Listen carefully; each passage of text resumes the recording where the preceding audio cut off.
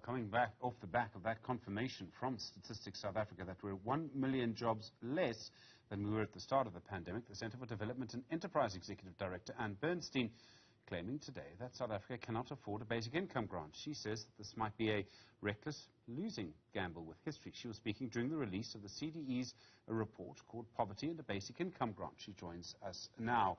And good evening to you, and thank you for your time. You've asked 5 specific questions around the basic income grant. One of the most important, they're all important, but one of the very important questions is, can we afford a basic income grant? How do you answer that question?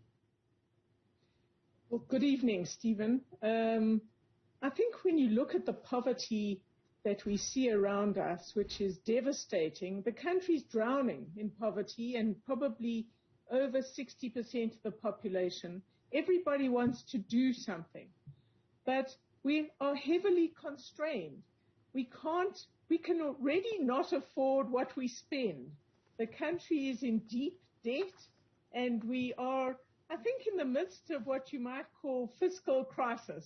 We're already cutting back the budgets for basic education, for policing, to the provinces, all sorts of things where South Africa's budget over the last 2-3 years has been cutting back and is projected to do even more in the next 3 years. So we're in a very difficult situation.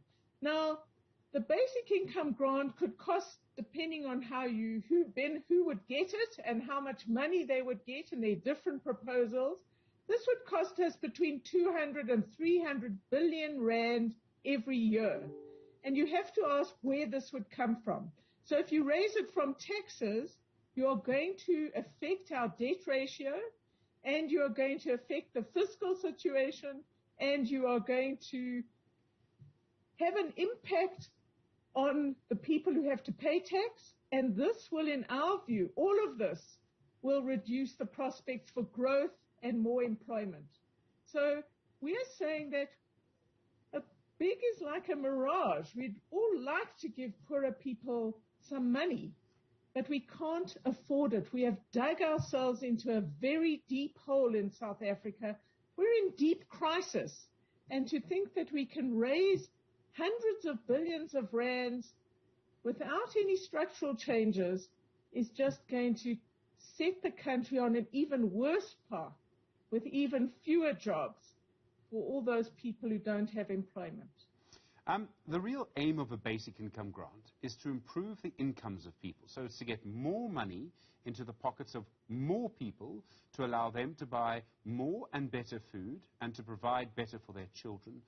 In your view, are there better ways to do that than a basic income grant? Well, that's the $4 million question, if I can put it that way.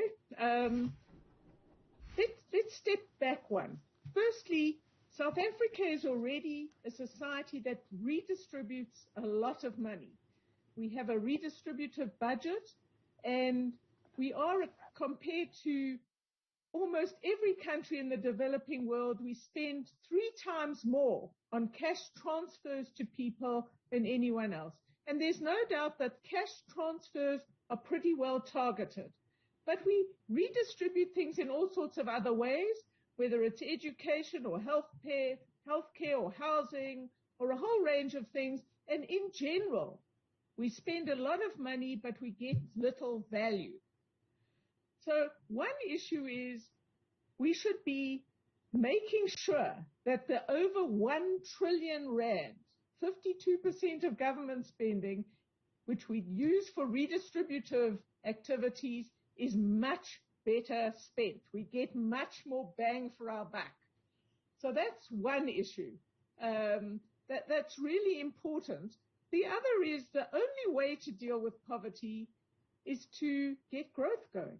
There is no magic here. We're in such a deep hole, appalling choices over the last decade, terrible governance.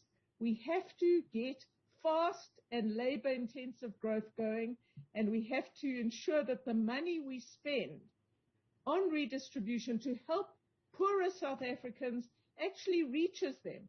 A lot of this money, besides not getting value for it, a lot of this money does not go to poor people. If you think of procurement or you think of transformation, this goes to better off people. So we have to rethink our whole approach, and we've got to get faster growth and take the tough decisions that are required for faster and more labor-intensive growth. And Bernstein, thank you very much indeed, Executive Director of the Centre for Development and Enterprise.